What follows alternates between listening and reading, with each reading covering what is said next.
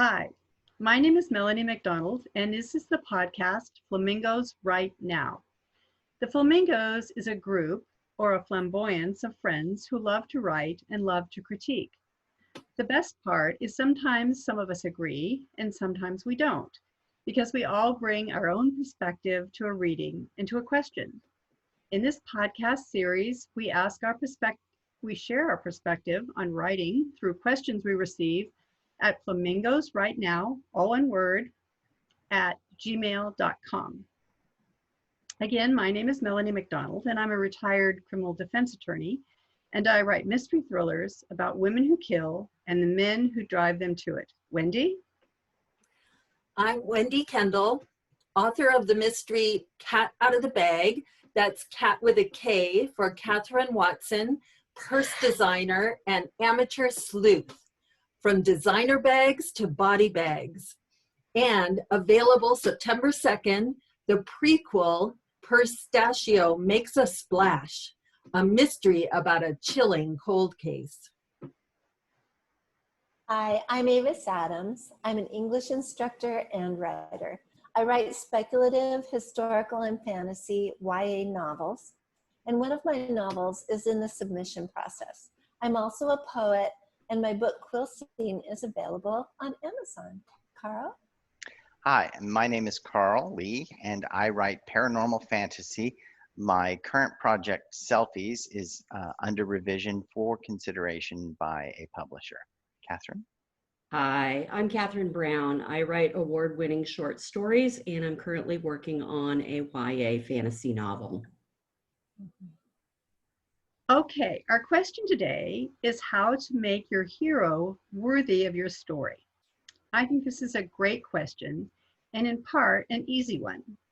The character must be proactive and worthy of the novel. How do you do that? 1, they must have a problem or a flaw. 2, they must have a want. And 3, they must have a need. Of course, the difficult part is how to do those things effectively. I want to talk about the hero's problem or flaw because that is what I do best. Great heroes have flaws. Nobody likes a perfect hero. Although it may be tempting to write about someone everyone wants to be, the truth is no one is perfect. So write about a human being, one we will love in spite of their faults or maybe because of them. Even in detective fiction or police procedurals, the hero has to have a problem. That's why they frequently are divorced or drink too much or are workaholics or buck authority. If the character starts out perfect, then where's that character arc? What's the evolution that drives the narrative? What do they need to learn about themselves and the world? The art is how to make that flaw attractive enough for us to like the character in spite of it. Some faults will be unforgivable without there being a good reason that offsets the ugliness. For instance, if your hero is cruel, there needs to be a thread that counters it, or you risk the reader simply closing the book. That is where the want comes in. The want and the need can give context to the cruelty and make us take the journey with the character to redemption.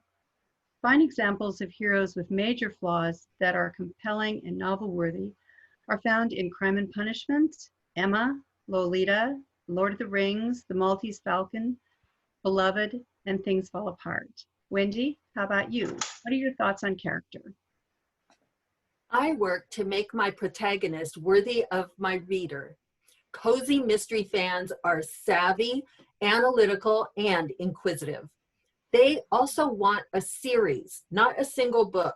So an author must give breath to a living being with layers of personality and characteristics that are unique, but at the same time, familiar.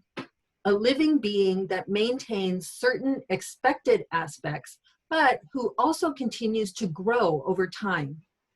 In a cozy mystery, creating the protagonist begins with the hook or the primary interest. It may be a tea shop owner or a pet sitter, or in my series, Cat Out of the Bag, Catherine Watson is an international purse designer. Depending on the hook that you choose, aspects of your character now begin developing. Authenticity reigns supreme along with relatability. Readers want something in common between themselves and the main character. For a reader to identify in some way with a fictional character, the author must write her or him in a distinct voice and in a clear manner. An author has to know all their characters well to effectively do this. How an author gets to know their own characters so well is a topic of another episode. Of course, to be authentic and relatable, a character has flaws. In a cozy mystery, these flaws are likable, human faults that are socially acceptable. For example, she or he may always be late, which is annoying, but acceptable. She or he shouldn't be a heroin addict. Cozies emphasize the positive. So on a rare occasion, you can make a fault a help in sleuthing. Maybe because she or he is late, they overhear a clue. If a cozy protagonist's Achilles heel is more serious, maybe like alcoholism, then they're a recovering alcoholic, like Jessie Stone in author Robert B. Parker's series. A cozy mystery sleuth is connected to a community. There's a feeling of belonging that's either developing or established. Within this community, which could be a town, like my book's Bayside, or it could be like a condominium community, whatever it is, the residents know each other. They care about each other and their community as a whole. And of course, they talk about each other. If other characters like your protagonist, that subconsciously encourages readers to like them too. Readers want to see that the character has compassion, despite other shortcomings they may have. Be sure to first show the character's compassion with something they do early in the story. Now, this is an easy way to remember these things. I hope this is going to show up on the camera. A larch, L-A-R-C-H. That's a coniferous tree, something that's familiar, but each of them is unique with many branches and always growing. So think larch for a cozy mystery sleuth. L is light flaws, authenticity, relatability, community, and hook. Avis, how about your hero? Wow, really great responses, you guys. As a writer of young adult fiction, the first thing that comes to my mind when I think of how to make my hero worthy of my story is how will my hero or protagonist appeal to and engage my reader? And how will that protagonist exist in the world of my story? So my readers cover quite a range of ages. The industry standard is 13 to 18, and the length is about 50 to 75,000 words, depending on what source you're looking at. But I've seen different age groups specified in that range, and I've seen different page lengths listed. So the thing I try to remember is that I'm competing with movies, video games, and social media for my target audience. So my hero really has to engage them, and my plot has to draw them in and keep them turning pages. So some things that inform how I create my hero came from the Pacific Northwest Writers Association conferences that I've attended over the years. And several years ago, the big buzz term was high concept writing. And what that means is that your book translates well to film or screenplay because of the action in your plot. So people see your setting, your protagonist's responses to her situation, and using all the senses. The world is real and easy to experience. So I try to keep that in mind when I think of a hero. Another big conference takeaway is to think of the hero's journey as discussed by Chris Vogler in his writer's journey.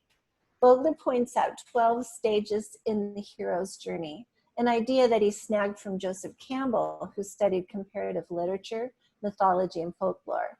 Vogler took Campbell's ideas and applied them to writing, and specifically to screenplays, because all good stories seem to have these basic elements. So that's what I try to do, take my heroes through these stages, which helps me hit on all the essential elements of a well-told story. So for more information, just Google Hero's Journey, or better yet, get a copy of his book, because it's a main staple in my library, I know that. The hero's journey is just one of many resources and tools I use to help develop a compelling character and plot for my story. Another is Save the Cat Writes a Novel by Jessica Brody, and she discusses hero and plot as they move through the beats of a story. So I do not think it's a coincidence that both the hero's journey and Save the Cat were originally tools for fixing screenwriting issues for the film industry, and now we use them in the publishing industry. So the other takeaway is how intertwined your hero and their world are. It's imperative you have a sassy character, but your plot must also be compelling with lots of tension and conflict for your hero to overcome, thrive, and survive. So Carl, I know you have notes on this one. Of course, I have notes, Avis. Thank you. First, I agree. Wow, this is a great question. Our protagonist must be flawed, as have been mentioned previously. But more importantly, the flaw must have must be something that they can overcome through grit, determination, maybe luck. A person with acrophobia can learn to fly, but not without facing and conquering that fear. Another key point about the flaw is it must be relevant.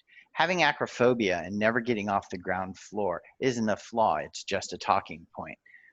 So if you have a protagonist who has a fear of heights, who never gets off the first floor of a building, who never gets higher off the ground than the curb of a street, that person doesn't have a flaw. That person just has something to talk about when he's having coffee.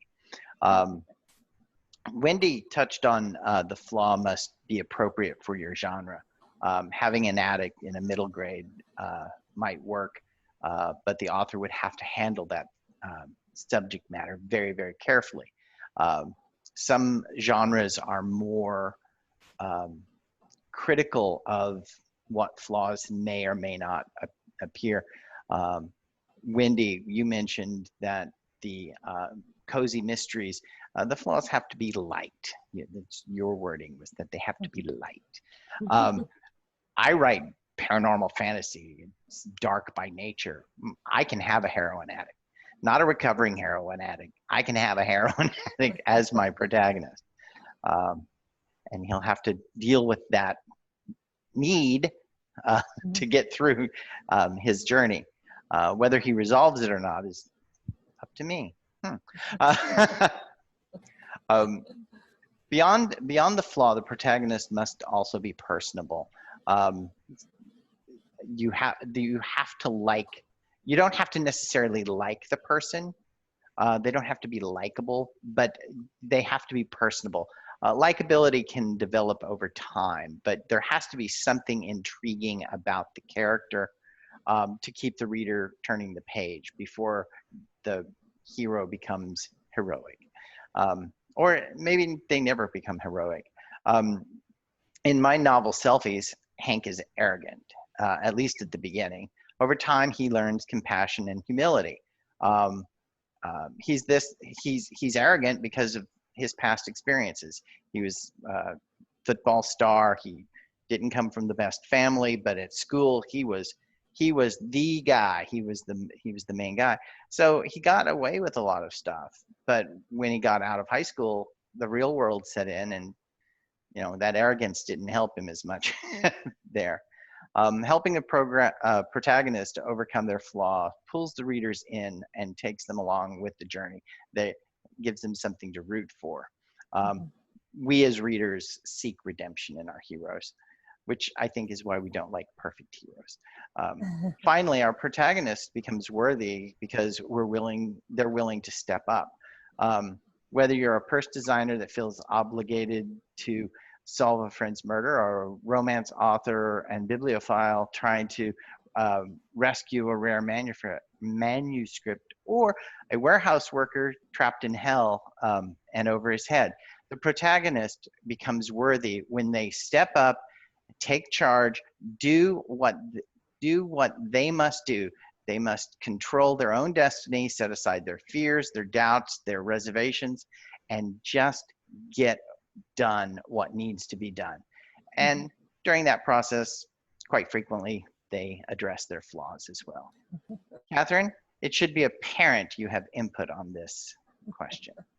I do, Carl, but I do think it's going to be hard to find a lot to add to all the great responses so far. Carl and Melanie touched on the character's flaw as an important means to make them worthy of the story. I agree that that is critical. In addition to all the reasons that were mentioned earlier, I think it also helps the reader reflect on their own flaws. If they can relate to the hero character through their flaws, they can learn and grow along with that character. Wendy and Avis both talked about making the character relatable with layers to their personality. That's another thing I agree on. It's so important to make the character multidimensional. A flat character is going to bore the reader. One way to do that and add dimension is to introduce some small contradictions. A great example of that is Rick Blaine in Casablanca. At the start of the film, he says that he sticks his neck out for no one. Sometimes that's true in the film, but in several instances, it's not. And when he does stick his neck out, it isn't always for an important character in the film. That makes Rick a richer character. Other examples are Jean Valjean in Les Miserables, the honest thief, Sidney Carton in A Tale of Two Cities, the self-sacrificing wastrel, and Elle Woods in Legally Blonde, the airhead smart enough for Harvard Law. Contradictions can make readers intrigued and make them empathize, and frequently those relate back to the character's flaw or demonstrate the character arc. I also love that Carl mentioned that the character becomes worthy if they step up and take charge of their destiny, putting aside fears and doubts. I want to expand on that a little. Besides putting aside fears and stepping up to the quest, your protagonist needs to risk something, and the stakes should be high if they fail. What is your character willing to do to succeed? In Lord of the Rings, Frodo was willing to carry the ring. He risks not only being located by Sauron, he also risks corruption of his soul. In the Hunger Games, Katniss risks almost certain death to protect her sister. In Carl's novel, Selfies, Hank risks an eternity in hell on his quest.